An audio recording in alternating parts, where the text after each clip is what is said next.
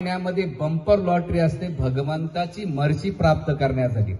जसं एक उदाहरण दिलं जात आहे, आपल्या घरामध्ये आपले वडील जर स्ट्रिक असेल, शिस्तप्रिय असेल, तर कोणती गोष्ट सहजासहजी भेटत नाही, पण ती काढायची असेल तर एक फॉर्म्युला काय, आई माझं एवढं काम करून दे ना पप्पाकडून। आणि किती पप्पा रागट असले पण आईने ऑर्डर दिल्यानंतर पप्पा लगेच काम करता का नाही। त्याच प्रकारे भगवंताची कृपा पाहिजे असेल, भगवंत लक्ष देतच नसेल, पण जेव्हा तुम्ही रुक्मिणी राधाराणी यांना प्रार्थना करतात तर ते भगवंताला काय करता। आमच्या हरे कृष्ण मंदिरामध्ये तुम्ही आला असाल तर राधाराणी असा आशीर्वाद देत नाही, ती काय करते, नेहमी अशा पोज मध्ये पाहिले असेल।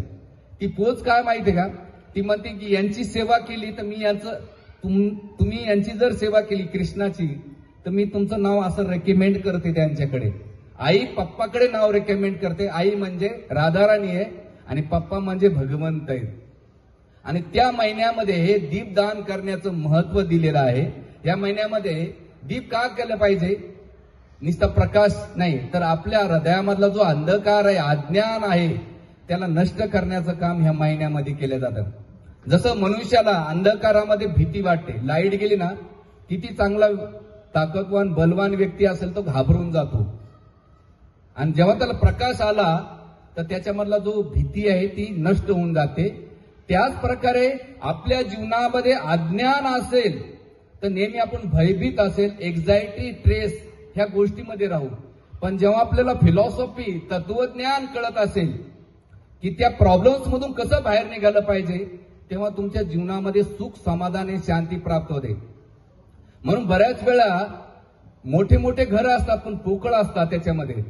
म्हणून आजचा मी सब्जेक्ट घेतलेला आहे की आपल्या जीवनामध्ये हॅपीनेस प्राप्त करायचा असेल, आनंद प्राप्त करायचा असेल तर 4 गोष्टी करा, हे सुखी जीवनाचं सूत्र आहे। म्हणून भगवद्गीतेमध्ये 700 श्लोक 18 अध्यायामध्ये जर आपण अभ्यास केला तर भगवान कृष्णाने एकही श्लोकामध्ये असं नाही म्हटलं अर्जुनाला की बाहेर युद्ध कसं करायचं, एक सुद्धा श्लोकाचं वर्णन नाही। भगवंत म्हटले, अर्जुना बाहेरचं युद्ध जिंकणं सोपं आहे, पण जे आंतरिक युद्ध आहे, मनाचं युद्ध, स्वतःशी युद्ध करावं लागतंय, त्या युद्धाला जिंकणं खूप कठीण आहे। म्हणून या 700 श्लोक आणि 18 अध्यायामध्ये भगवंत आपली जी इनर पॉवर आहे ती इनबिल्ड करतात।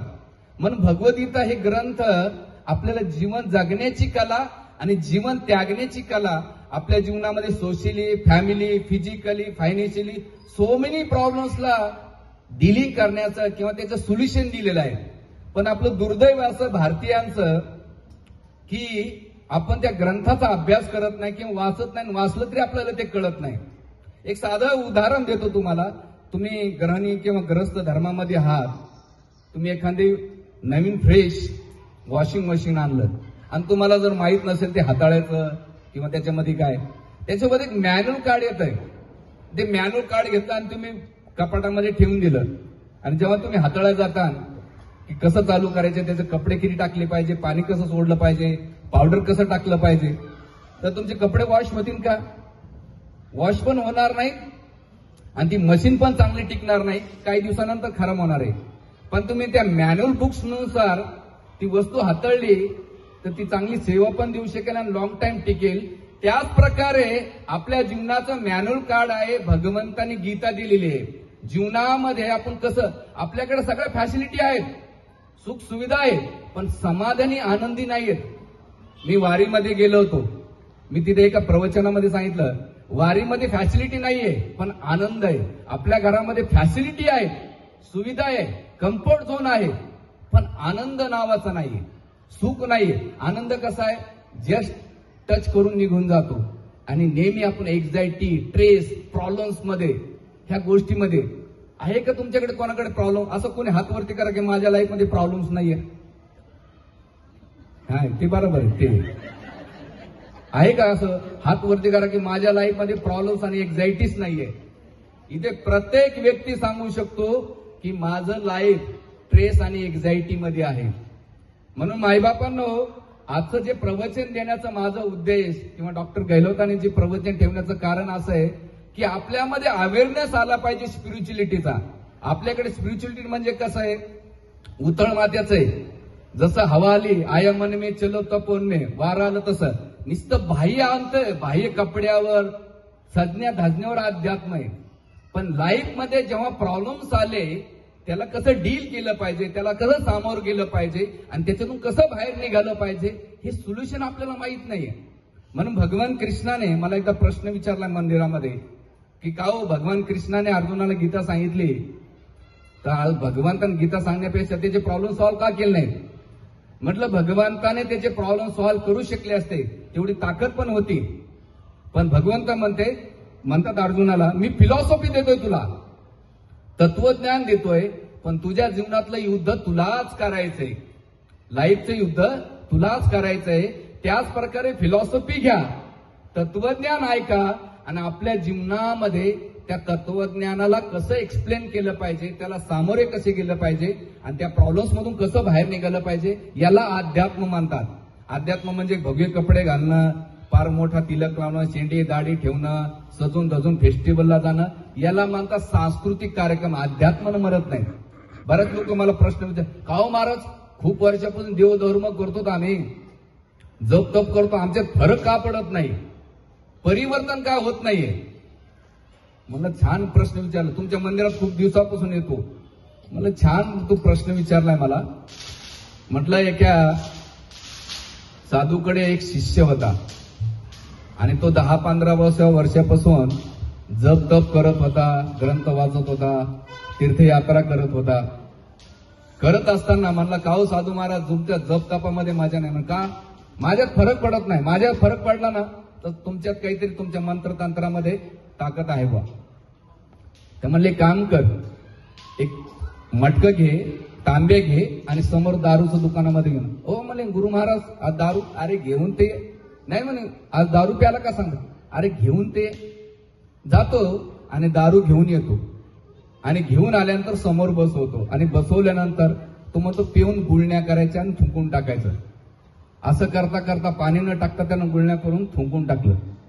मला गुरु महाराज संपली बरं. म्हणे काय रे नशा आली का? म्हणे कस काय येईल महाराज नशा, जेव्हा ती दारू आतमध्ये उतरली तर नशा येईल, वरचीवर गुळण्या मारले तर येणार नाही ना. ते म्हणले राजा अध्यात्म वरचीवर करतान, वरचीवर गुळण्या मारतान तर लाईफ मधले प्रॉब्लेम्स तुम्हाला वरचीवर, आतमध्ये जेव्हा त्याला आत्मसात करतात तेव्हा तुम्ही त्या प्रॉब्लेमला, त्या सिच्युएशनला डील करू शकतात. म्हणून आज 4 प्रिन्सिपल किंवा 4 सूत्र आपल्या आनंदाचे आहेत, जे इथल्या सोसायटीच्या कर्मी प्युअर कथा बोलणार होतो, पण मला जर असं वाटलं की आजचा आपण टॉपिक थोडं बदलूया. अध्यात्मामध्ये किंवा भौतिक संसारामध्ये आनंदी राहायचे असेल तर हे 4 सूत्र आपण पालन केले तर तुम्ही प्रत्येक परिस्थितीमध्ये, प्रत्येक सिच्युएशनमध्ये आनंदी, सुखी, समाधान राहू शकतात. तुमच्याकडे फॅसिलिटी, सुख सुविधा तुम्हाला आनंद देऊ शकत नाही. त्या वस्तू येत राहतील, जात राहतील. वस्तूने आनंद भेटला असता तर सगळ्या जगात मॉलमध्ये लोक सुखी राहिले असते, पण ते सुखी नाहीत. मग सुख हे काय आहे? सुखाची व्याख्या काय माहिती का? सुख विकत घेता येत नाही आणि दुःख विकता येत नाही. सुख विकत घेता येत नाही आणि दुःख विकता येत नाही. आपल्या दुःखाची किती जाहिरात केली तरी कस्टमर कोणी भेटणार नाहीये. पण आपल्याला सवय काय असते आपल्या लाईफमध्ये की दुसऱ्यामध्ये, लाईफमध्ये आपले दुःख दुसऱ्याला एक्सप्लेन करण्यामध्ये. अरे तो पण त्या अवस्थेमध्ये, तुम्ही पण अवस्थेमध्ये. पहिलं सूत्र असणार आहे जे प्रॅक्टिकली आहे. तिथे खेळायला मुलांना आहे का जागा? हरे कृष्ण. बच्ची कंपनी जे शांत बसेल त्याला चॉकलेट देणार नाही. जो हल्ला की त्याला चॉकलेट देणार नाही. बरं माझ्याकडे अजून ठेवलेली तिथं, ठीक आहे. हाताची घडी तोंडावर बोल, ठीक आहे, ओके. हरे कृष्ण. तर 4 सूत्र असणारे जे आनंदाचे. पहिले सूत्र असणारे फॅमिली केअर, सेकंड असणारे फिजिकल फिटनेस, थर्ड असणारे मेंटल स्टेबिलिटी आणि 4th असणारे स्पिरिच्युअल प्रॅक्टिस. ह्या 4 गोष्टी तुम्हाला एक का सांगतो, आमच्या इस्कॉन मंदिरामध्ये IIT एमटेक बीटेक झालेले साधू, बरं IIT नाही सातपूरचा, IIT एमटेक बीटेक झालेले हायली एज्युकेटेड लोक आहेत, जे सगळ्या जगामधल्या चांगल्या चांगल्या पोस्ट मधले असलेले लोक आहेत. आणि जो भक्त समाज आहे तो पण त्याच लेवलचा आहे. भक्ती कोण्या भौतिक स्तरावर नाहीये. तर सांगण्याचा मुद्दा असा आहे की जगातल्या सगळ्या गोष्टी फिरून आल्यानंतर आनंद भेटला नाही, तो आनंद स्पिरिच्युअलिटी मध्ये भेटलाय. आणि गेल्या 16-17 वर्षामध्ये जो माझा ग्रंथाचा अभ्यास आहे, पण सामाजिक जीवनामध्ये वावरताना मला काही गोष्टी जाणवल्या आणि त्या इम्प्रूव्हमेंट केल्या आपल्या जीवनामध्ये, तर आपल्याला निश्चित आपल्या लाईफमध्ये त्याचा फायदा होतो. पहिली गोष्ट आहे फॅमिली केअर. आजच्या दैनंदिन जीवनामध्ये प्रत्येक जण आपल्या वर्कसाठी, कामासाठी, जॉब, बिझनेससाठी प्रॉपर फॅमिलीला वेळ देत नाहीत आणि त्यामुळे जीवनामध्ये सगळ्यात लोक काय होतं, ऑफिसमध्ये आजकाल जे कॉर्पोरेट लाईफ मधलं जे जीवन आहे त्याच्यामध्ये कसं झालंय, उलट सिच्युएशन झालंय. लोक ऑफिसमध्ये दिल लावतात आणि घरी डोकं लावतात. ऑफिसमध्ये प्रेम करतात आणि घरी लावून डोकं लावतात. पण उलट केलं पाहिजे, घरी प्रेम केलं पाहिजे आणि ऑफिसमध्ये डोकं लावलं पाहिजे, तर जीवन स्मूथली जात आहे. कॉर्पोरेटमध्ये आम्हाला बरेच लोक भेटतात ना, हम लोग ऑफिस में दिल लगाते हैं और घर में दिमाग लगाते हैं, इसलिए झगड़े हो जाते हैं. तो उल्टा करना चाहिए. क्या करना चाहिए? घर में दिल लगाना चाहिए, ऑफिस में दिमाग लगाना चाहिए.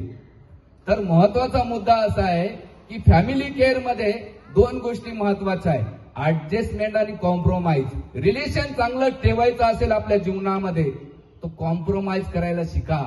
जेव्हा तुम्ही, कारण का प्रत्येक व्यक्तीचा नेचर वेगळा वेगळा आहे, स्वभाव वेगळा आहे. आपलं अख्खं जीवन त्यांना बदलण्यामध्ये जात आहे.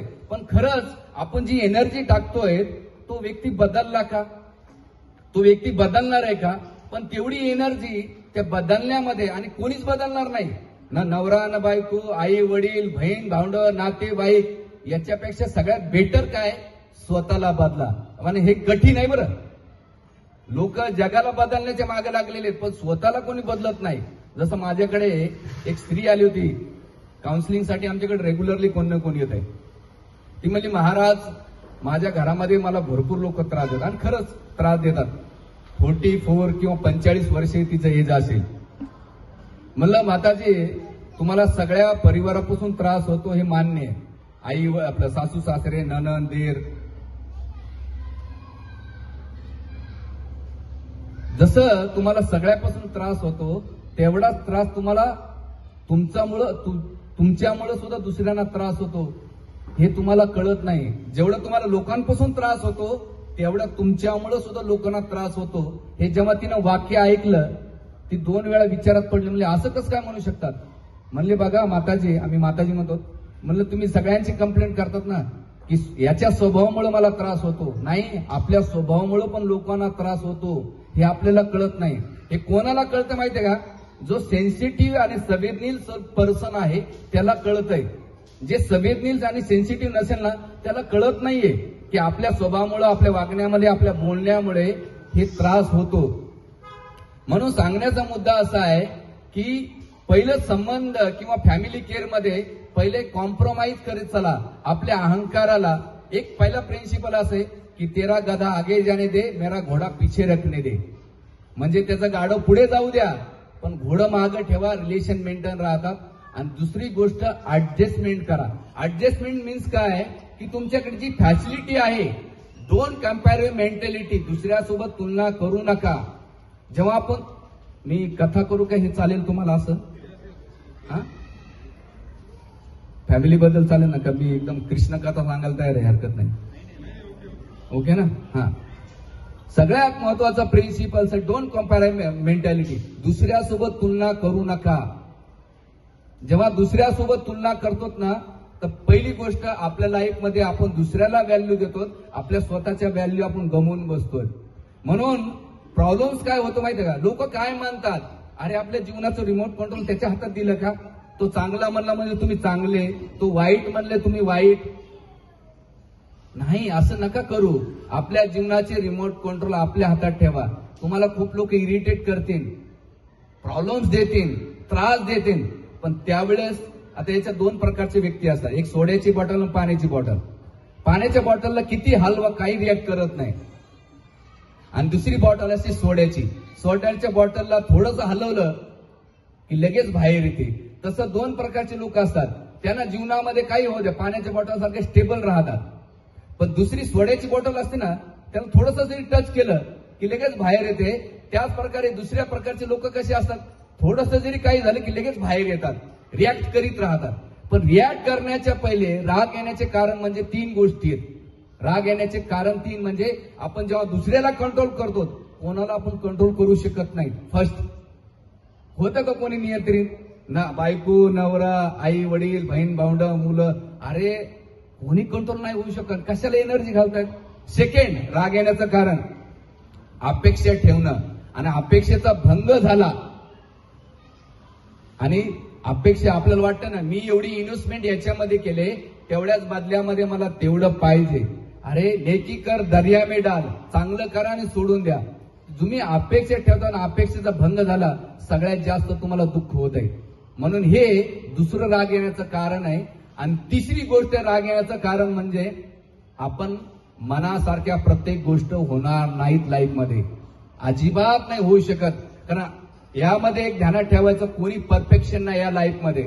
जेव्हा परफेक्शन जेव्हा बघायला जातो ना, त्या जगामध्ये परफेक्शन कोणती गोष्ट माहिती आहे का तुम्हाला? परफेक्शन कोणती गोष्ट माहिती आहे? चपलाचं जोड 8 नंबर, 9 नंबर, 10 नंबर, हेच परफेक्ट आहे, बाकी कोणी नाहीये. कोणामध्ये, रूपामध्ये, गुणामध्ये, ज्ञानामध्ये, धनामध्ये, अरे कोण परफेक्ट आहे? आणि जेव्हा इनपरफेक्ट असल्यानंतर सेकंड दुसरा इनपरफेक्ट आणि आपण पण इनपरफेक्ट आहे, त्यामुळे हे वाद होण्याचे कारण आहे. तर चांगले फॅमिली रिलेशन मेंटेन करायचं असेल तर ऍडजस्टमेंट करा. ज्या फॅसिलिटी आहेत कंपेअर करू नका. जे आहे तुझं आहे तुझ्यापाशी, तरी जागा चुकल्यासी, हे मराठीमध्ये एक म्हण आहे की तुमच्याबद्दल समाधान आहे. तुमच्यामध्ये बघा, एक शिक्षक वर्गामध्ये सगळ्याला समान शिकवत असतो, पण प्रत्येकाची कॅपॅसिटी नुसार तो मार्क्स प्राप्त करतो. कोणी 35, कोणी 38, कोणी 40, 45, 50, 56, ज्याची जेवढी कॅपॅसिटी असेल तेवढे त्याला मार्क्स पडतात. तसंच आपली लाईफ म्हणजे शाळेप्रमाणे आहे. प्रत्येकाच्या कर्मानुसार, एफर्ट्सनुसार त्याला त्या गोष्टी प्राप्त होत असतात. म्हणून आपल्याला जे भेटलं आहे त्याच्यात समाधान राहण्यासाठी जी आहे बाबा, कारण की माझ्या लाईफमध्ये मी या गोष्टी खूप पाहिलेल्या आहे.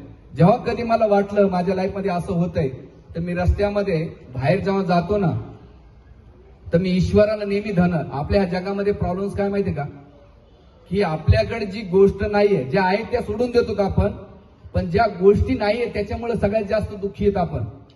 जसं एक साधू होता, तो म्हटला गरीब होता, निर्धन होता, आणि गरीब निर्धन असल्यानंतर त्याच्या एक जीवनामध्ये एक डिझायर होती, इच्छा होती. काय होती माहितीये का? मला जर एक नाणा जर भेटला, एक कॉइन भेटला, तर मी ह्या जगातला आनंदी होईल. आणि तो खूप प्रयत्न करून त्याला एक नाणा भेटतो, आणि तो 1 रुपया भेटल्यानंतर तो विचार करतो, आणखीन जर मला नाणे भेटले तर मी आणखीन आनंदी होईल. असं करता करता तो 99 किती नाणे कमवतो, आणि 99 कमवल्यानंतर एक नाण्यासाठी पुन्हा दुःखी राहतो. तो काय विचार करतो, 99 झाले, जर एक मला भेटला, 100 झाले तर मी आनंदी होईल.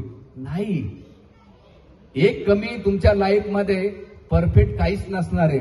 आणि आपली जी जवळची गोष्ट सोडून दुसऱ्या गोष्टीकडे पाहतो ना, तर आपण नाही का आपलं जवळचं सुख आपण गमावून बसतो.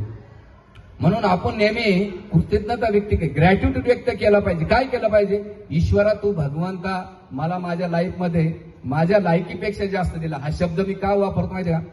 मी एखाद्या हँडिकॅप पर्सनला बघतो ना, तर मी भगवंताला पहिले ग्रॅटिट्यूड व्यक्त करतो, भगवंता धन्यवाद, मला हातपाय चांगले दिले. एखाद्या आंधळ व्यक्तीला मी जेव्हा पाहतो ना, भगवंता थँक्यू, मला डोळे दिले. एखाद्या बेगरला मी पाहतो, भगवंता थँक्यू, मला नाही का 3 टाइम चांगलं जेवण भेटतंय. त्याला आसरा नाहीये, मला घर आहे. अरे त्याला कोणी नाही, मला 4 लोक आहेत. एवढ्या गोष्टी आपल्याकडे आहेत, त्या सगळ्या आपण सोडून देतो, आणि जी गोष्ट नाहीये त्याच्या मागे लागतो. त्यामुळे आपण आनंदी आणि समाधानी कसं राहू शकेल? म्हणून जीवनामध्ये जेव्हा तुम्ही डिस्क्रेस होतात, तर एकदा अनाथ आश्रम मध्ये जायचं, आधार आश्रम मध्ये गेलं पाहिजे. आणि तुमच्या जीवनामध्ये तुम्हाला असं वाटलं ना, तर एकदा सिव्हिल हॉस्पिटलला जायचं. तिथे त्या भागामध्ये तुम्ही व्हिजिट करतात ना, तर तुम्हाला ईश्वरानं भरपूर दिलंय. तुम्ही कंप्लेंट मोड मध्ये कधीच राहणार नाहीत. आणि कंप्लेंट मोड काय करता माहिती का? स्वतः दुःखी ठेवतो आणि नेहमी दुसऱ्यांना पण दुःखी करतो. म्हणून इथे पहिली प्रिन्सिपल आहे फॅमिली मेंटेन करण्यासाठी 2 प्रिन्सिपल्स आहे, कॉम्प्रोमाइज, ऍडजस्टमेंट आणि अहंकार बाजूला ठेवा. अहंकारामुळे सगळ्यात जास्त गोष्ट आहे. पहिलं. दुसरं, मधुर वाणी ठेवा, गोड बोला. आपल्या काही लोकांना जोपर्यंत खवचट बोलल्याशिवाय नाही का जातच नाही, टोमणं मारल्याशिवाय. अरे विचार करा, कधी कधी आपण शब्द जेव्हा बोलतो ते शब्द उच्चारत असताना ते शब्द जर मी त्या जागी असेल तर ते मला किती इफेक्टिव्ह करते याची आपण कधी विचार केला का? आपण सहजासहजी घरात कोणाला कसं बोलून जातो, पण कर्माचे रिॲक्शन्स असे असतात, जो बोएंगे वही पाएंगे, जे पेराल तेच उगवणार आहे. त्यामुळे आमचे गुरु महाराज म्हणतात, या जगामध्ये प्रॉब्लेम सॉल्व्ह करायचा असेल तर एकच गोष्ट करा, आपलं तोंड बंद ठेवा. काय करा? तोंड. कारण या तोंडामुळे सगळ्यात जास्त वाद होतात. म्हणून ह्या वाणीनं एक आहे, मी माझ्या लाईफमध्ये प्रिन्सिपल, मी कधी कोणाचं चांगलं करू शकलो नाही ना, हरकत नाही, पण ऍटलिस्ट मी कोणाचं वाईट करता कामा नाहीये. पण काय होतंय, ही जी माणसाची प्रवृत्ती आहे ना, ध्यानात ठेवा, खूप मी लोक पाहिलेले आहेत, रिच पर्सन पण पाहिले, पुअर पर्सन आणि मिडल क्लास पण पाहिले. ह्या 17-18 वर्षामध्ये खूप लोकांकडे पाहिलं मी. जाग्या वस्तू राहतील, पण तुमच्या जीवनामध्ये माणसांना व्हॅल्यू करा.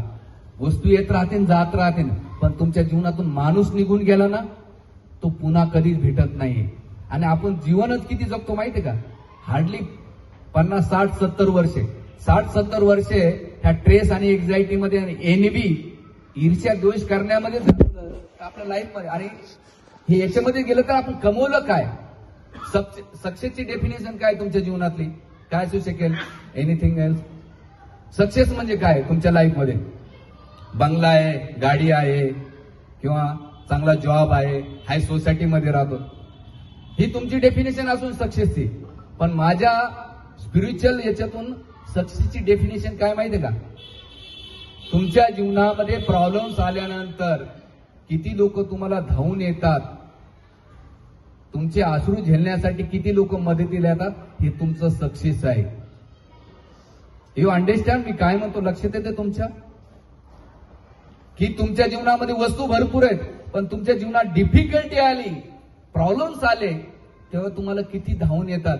वस्तू तर जागेवर राहतील, गाडी, बंगला, घर, पण तुमच्या जीवनामध्ये मी एक कोट वाचलं होतं की जिवंतपणे असताना रिकामापणा खूप जाणवतो आणि मेल्यानंतर लोक गर्दी जास्त करतात. जिवंतपणे कोणी विचारत नाही. आणि कधी विचारतात माहितीये का? हावर यू, म्हणजे 2 गोष्टी जर असेल ना तुमच्याकडे, लोक तुम्हाला विचारतात. एक म्हणजे तुमचा पैसा, लोक म्हणतात हावर यू, ओळख नसेल तरी ओळख देतात, मी तुमचा असा आहे बरं. आणि दुसरं म्हणजे फिजिकल, तुम्ही शरीर स्वस्थ राहू द्या, लोक तुम्हाला ओळख देतात. पण ते शरीर बेडवर पडू द्या, तुमच्या घरातले लोक वाईट टाकतात. आणि पैसा असेल तर तुमची किंमत केल्या जाते.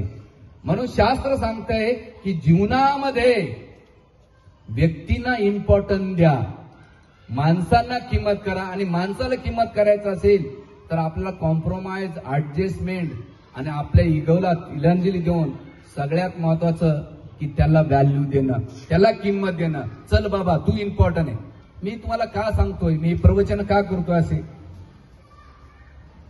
ह्या 1.5 वर्षापूर्वी घटना आहे. एक परिवार आहे, आमच्या मंदिरामध्ये येतो. संध्याकाळच्या 6:30च्या दरम्यान एक लेडीज, मी असंच एक परिवारासोबत बसलो होतो, तर एक 5.5-6 फुटाची लेडीज माझ्या ओळखीची ती आली. आणि जसं आल्यानंतर ती माझ्यासमोर खूप जोरजोर रडू लागली.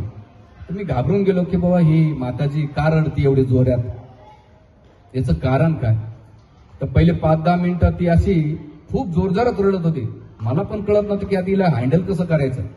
तिचं रडणं शांत झाल्यानंतर म्हणलं, माताजी काय झालं, तुम्ही का रडताय? म्हणे, प्रभूजी एक प्रार्थना करू का? म्हणले, बोला ना माताजी, काय प्रार्थना, काय का तुम्ही रडतात का, त्याचं कारण काय? म्हणजे प्रभूजी, आज तुमच्यामुळं किंवा या कृष्णामुळं माझा मुलगा वाचला. म्हणलं, का बरं, काय झालं? म्हणली, बघा, आज माझा मुलगा 22 वर्षाचा आहे आणि त्याचं कॉलेजमध्ये काहीतरी चालत होतं. मी त्याला विरोध केला आणि शॉर्ट टेम्पर्ड असल्यामुळे त्याने काय केलं, 6व्या मजल्यावर त्याने उडी मारली. आणि उडी मारल्यानंतर दैवगताने तो एका झाडामध्ये अटकला आणि पाय फ्रॅक्चर झाला. आणि त्याच्यातून तो मुलगा वाचल्यानंतर त्या माताजी सांगत होत्या, प्रभूजी, कोणाला चांगलं नाही बोलू शकलं ना तर अजिबात वाईट बोलू नका. तुमच्या एका भडासमुळे, एका शब्दामुळं मी त्या दिवशी माझ्या मुलावर सगळा राग काढला आणि माझ्या रागामुळे माझा मुलगा मी आज गमवून गमवला असता मी. पण त्या दिवशी मी माझ्या स्वतःला कंट्रोल नाही केलं आणि त्या कंट्रोलमुळं अशी झालेली आहे. तुम्हाला घटना आहे, कांदोलीचे आमचे सिनियर ब्रह्मचारी आहेत, ते कांदोलीमध्ये प्रवचनाला जातात.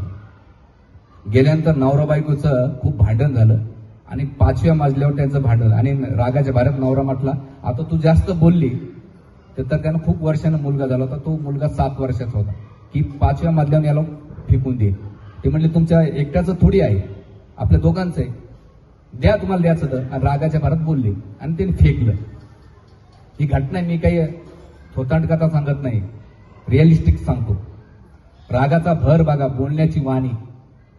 तिनं जसं बोललं तर त्यानं फेकलं, तर तोपर्यंत तिनं पाहिल्यानंतर ती खाली येते जिन्यानं, तोपर्यंत तिच्या नवऱ्यानं सुसाईड करून घेतलं. आणि गेल्यानंतर सगळं पाहिलं की माझ्या रागामुळं, माझ्या बोलण्यामुळं माझा मुलगा आणि माझे पती मला गमावं लागले. याच्यामध्ये दोन्ही सायमेंटेनियस होऊ शकेल. आपल्या परिवारामध्ये जेव्हा सांभाळायची गोष्ट येते ना, तर आपला भडास कमी करा. तुमच्या त्या वाक्यामुळं, तुमच्या बोलण्यामुळे. हे हॅपी होम कॉलनी आमच्या मंदिराच्या बाजूला, तुम्हाला माहित असेल का ना माहित नाही, हॅपी होम कॉलनी. 10वीचा मुलगा होता, आई वडील टीव्ही बघत होते. बघता बघता म्हणले अरे अभ्यास कर ना, आणि काहीतरी रागवल्यानंतर तो मुलगा काहीतरी, पेशन्स नाही आजच्या जीवनामध्ये, टॉलरन्स आणि पेशन्स ऑलमोस्ट डिस्ट्रॉय झाले सगळं. त्याने काय केलं, घरामध्ये कपाट लावलं आणि गॅस लीक करून पेटून टाकलं. एकुलता एक मुलगा, विचार करा की तुमच्या बोलण्यामुळं कॉज आणि इफेक्ट किती होतो. कॉज म्हणजे छोटीशी गोष्ट मी करतोय, पण त्याचा इफेक्ट किती मोठा होतोय हे आपल्याला कळत नाही आपल्या रिलेशनमध्ये. म्हणून आपल्या जीवनामध्ये आपल्या वाणीवर कंट्रोल करा, आपल्या इगोला कंट्रोल करा, व्यक्तींना किंमत द्या.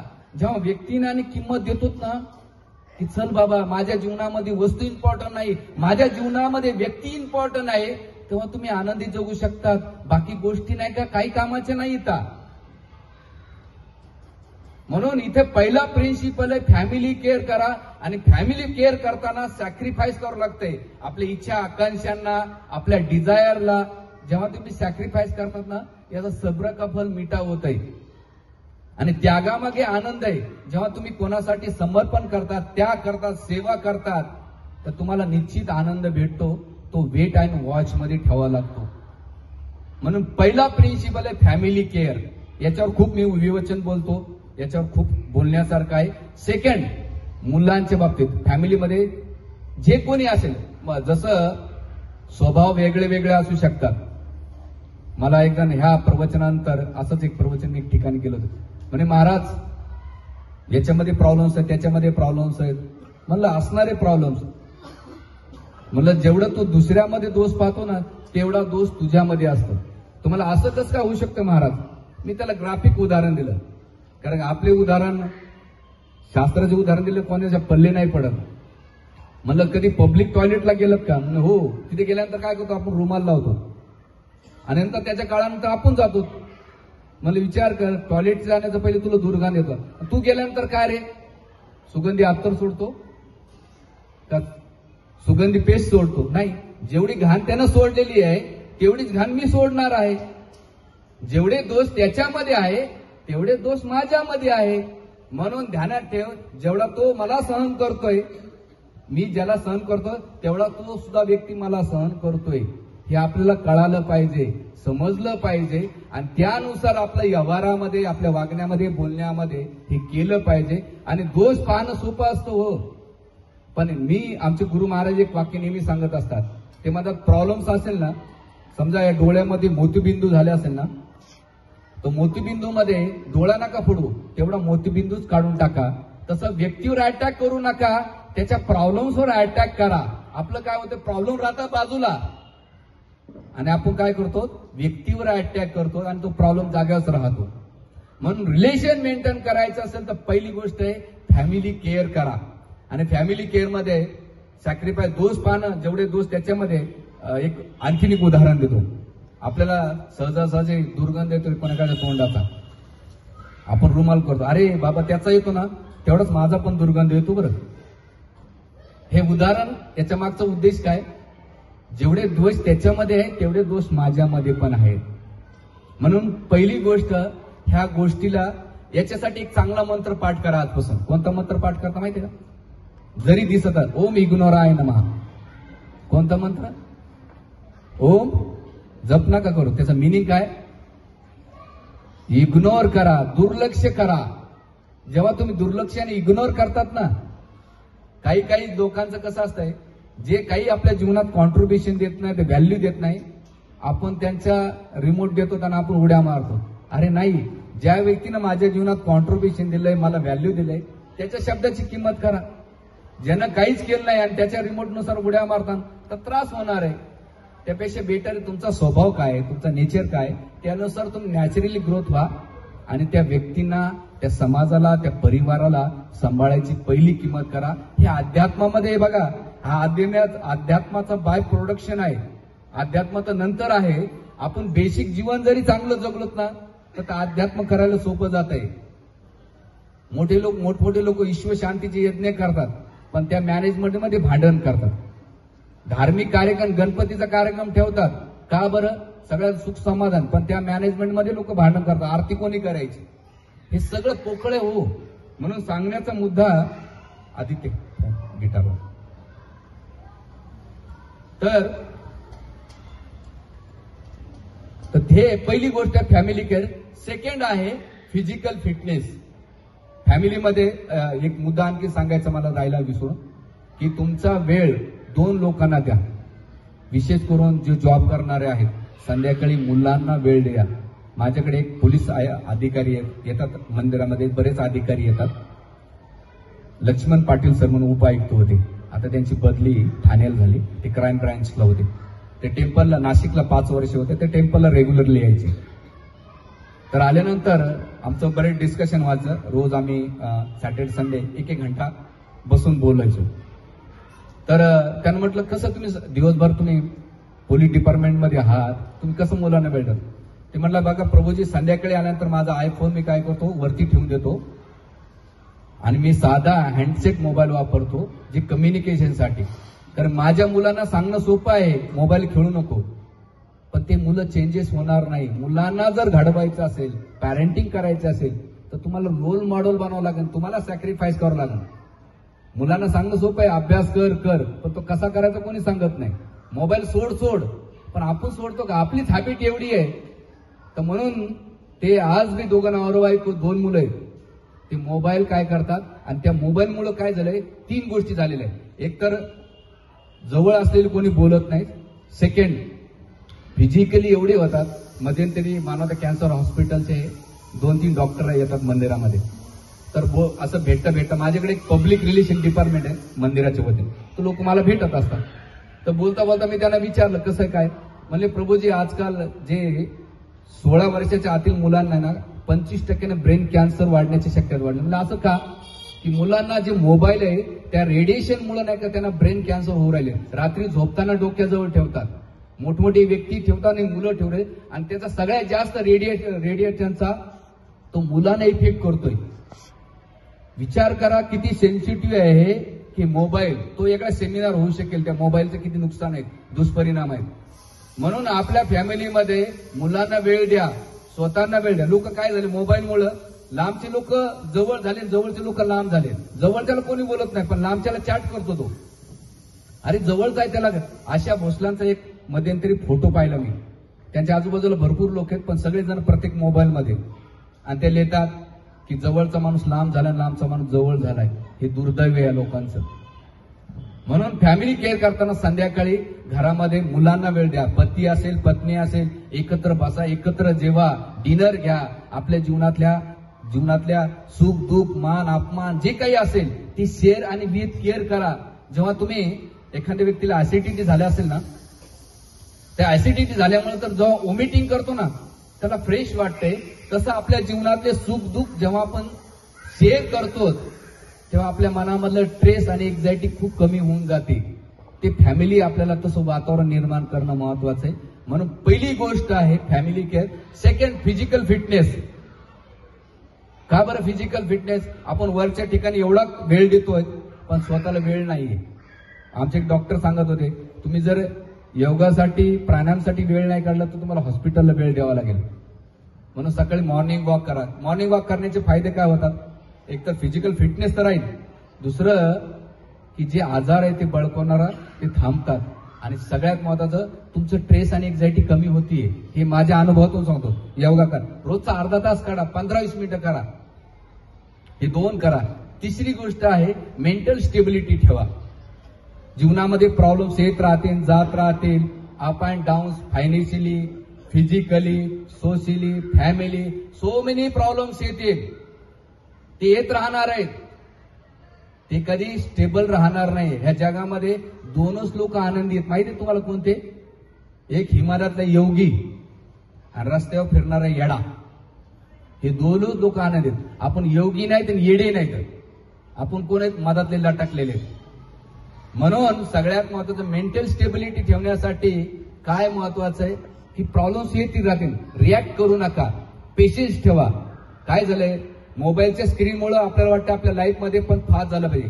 रिमोटनं टीव्ही ऑन होतो, रिमोटनं एसी ऑन होतो, रिमोटनं फॅन ऑन होतो. तसंच माझ्या लाईफमध्ये प्रॉब्लेम रिमोट सारखे झाले पाहिजे. अरे नाही बाबा, पेशन्स ठेव, टॉलरन्स कर. जेव्हा पेशन्स आणि टॉलरन्स ठेवतात तेव्हा मेंटल स्टेबिलिटी सुद्धा राहते. आणि ती मेंटल स्टेबिलिटी कशामुळे? जेव्हा तुम्ही स्पिरिच्युअल प्रॅक्टिस करता तेव्हा ती मेंटल स्टेबिलिटी होऊ शकते. कारण की त्याच्यामध्ये जी फिलॉसॉफी दिलेली आहे, भगवद्गीतेमध्ये 700 श्लोक आणि 18 अध्यायामध्ये 5 विषयाची चर्चा केलेली आहे. ईश्वर, जीव, काळ, कर्म आणि प्रकृती. आणि याच्यामध्ये ह्या 5 गोष्टी तर आहेत, पण ह्या 5 सब्जेक्टमध्ये आपल्या जीवनातले प्रत्येक मोमेंट, प्रत्येक सिच्युएशन आपल्याला नॉलेज केलं पाहिजे. जसं तुम्ही MBA किंवा कोणते स्टुडंट्स आणि तुम्ही फायनल एक्झाम मध्ये रायटिंग करतात, आणि रायटिंग करता करता तुमच्या जर पेन्सिलची नीड तुटली तर तुम्ही रायटिंग करू शकणार का? कोणी मॅडम आणि सर आले, म्हटले अहो थोडा वेळ काढा, शार्प करा. अहो वेळ कुठे नाही, पण तुम्ही थोडा वेळ काढला आणि त्या पेन्सिलला शार्प केलं तर तुम्ही स्मूथली ते पेपरला सॉल्व्ह करू शकतात. तसंच तुम्ही दिवसातल्या 24 तासामध्ये अर्धा तास थोडा वेळ काढला आणि आपल्या माइंडला शार्प केलं गीताच्या तत्वज्ञानाच्या, आणि तुमच्या जीवनातले एक्झाम येणारच ना, family problems, physical problems, financial problems, office मधले प्रॉब्लेम्स, बिझनेस मधले प्रॉब्लेम्स, जेव्हा तुमचं माइंड शार्प असेल ना त्या पेपरला स्मूथली सॉल्व्ह करू शकतात. हे तुम्हाला अनुभवातून सांगतो. मी काही असं हे हवेत गोळ्या मारत नाही, मला ते आवडत पण नाही. थोडा वेळ काढा. आपला मोबाईलमध्ये तो खूप वेळ जातोय. किती लोकांनी गीता वाचली? हातवरती करा. हार्डली काही. मग गीतेमध्ये वाचून तर बघा, आपण स्वतःला हिंदू म्हणतोय, पण त्या हिंदू आपण, मी याच्यावर टीका करत नाही, महत्वाचा मुद्दा आहे की आपलं पेपर, न्यूजपेपर वाचतोय, दुनियादारीची सगळी माहिती घेतो, पण त्यापेक्षा गीता आणि ग्रंथामध्ये काय दिले हे जाऊन तर बघा डीप मध्ये. अरे याच्यामध्ये सगळे प्रिन्सिपल दिलेले, सगळे तत्वज्ञान दिलेले. तुझा आहे तुझ्यापाशी तरी जागा चुकल्याशी, दुसरीकडे जाण्याची गरज नाही. कॉर्पोरेट सेमिनार तो भरपूर होतात. आम्ही बघतो कॉर्पोरेट सेमिनार होतात, लोक नुसतं ऐकतात, ह्या कानातून ह्या कानात जात निघून जातात, पण तो बोलणारा डिप्रेशन मध्ये आणि ऐकणारे डिप्रेशन मध्ये. हे म्हणून जोपर्यंत अध्यात्माला सहारा देत नाहीत आणि आपल्या माइंडला शार्प करत नाहीत तोपर्यंत तुम्ही ह्या सिच्युएशनमधून, ह्या प्रॉब्लेम्समध्ये बाहेर निघू शकत नाही. त्यासाठी असे कार्यक्रम ठेवावे लागतात. ह्या कार्यक्रमाचा उद्देश काय माहितीये का? एकच आहे की आपल्या जीवनामध्ये आपलं जीवन स्मूथली, आनंदी, सुखी, समाधानी जर करायचं असेल तर आपल्याला काय करावं लागेल? अध्यात्माचा सहारा घ्यावा. आणि ते अध्यात्म म्हणजे तुम्ही काही करा, मेडिटेशन करा, पण ती फिलॉसॉफी सेंटिमेंटल लेवलला करू नका. सेंटिमेंटल म्हणजे काय? भावनिक आजकाल सेंटिमेंटल खूप लोक करतात. त्याच्या मागची फिलॉसॉफी काय, त्याला सायन्स काय? आणि हे केल्यानंतर माझ्या जीवनामध्ये, जसं तुम्ही एखादी मेडिसिन्स घेताय आणि ती मेडिसिन्स घेतल्यानंतर त्या मेडिसिनचा इफेक्ट झाला पाहिजे का नाही? जर मेडिसिनचा इफेक्ट होत नसेल तर तुम्ही मेडिसिन बंद करून टाकता ना. त्याच प्रकारे अध्यात्माची जी प्रॅक्टिस आपण करतो त्याचा इफेक्ट होतो का नाही आपल्या लाईफमध्ये हे आपल्याला समजलं पाहिजे. आणि नाही तर वर्षानुवर्ष लोक देवदेव करतात पण लाईफमध्ये चेंजेस नाही, स्वभावामध्ये, व्यवहारामध्ये, वागण्यामध्ये, बोलण्यामध्ये काही इफेक्ट होत नाही. म्हणून त्यासाठी अध्यात्माचं इम्पॉर्टंट आहे. आता मेन विषयावर येऊया. याच्यावर खूप बोलण्यासारखं आहे. ऑलमोस्ट 8:30 झाले. 5-10 मिनिटं घेऊया. चालेल ना? तुम्हाला उशीर तर होत नाही ना? नाही ना? तर आजचा जो कार्यक्रम आहे ते भगवान विशेष करून दामोदरीला आहे. अध्यात्म का? तर आपले जे धर्म आहे, आपले जे सण आहे, त्या सणामागचा मेन उद्देश लोक विसरून गेलेले. ते म्हणतात काय, तर केवळ मनोरंजनाचा कार्यक्रम झालेले सगळे सण. गणपतीमध्ये लोक डीजे करून नाचतात, पण गणपतीला काय आवडतं, मला काय आवडतं, त्यांना काय आवडतं हे महत्वाचं लोकांना कोणाला राहिलंच नाही. गणपती का बसवतात, त्याचा मागचा उद्देश काय,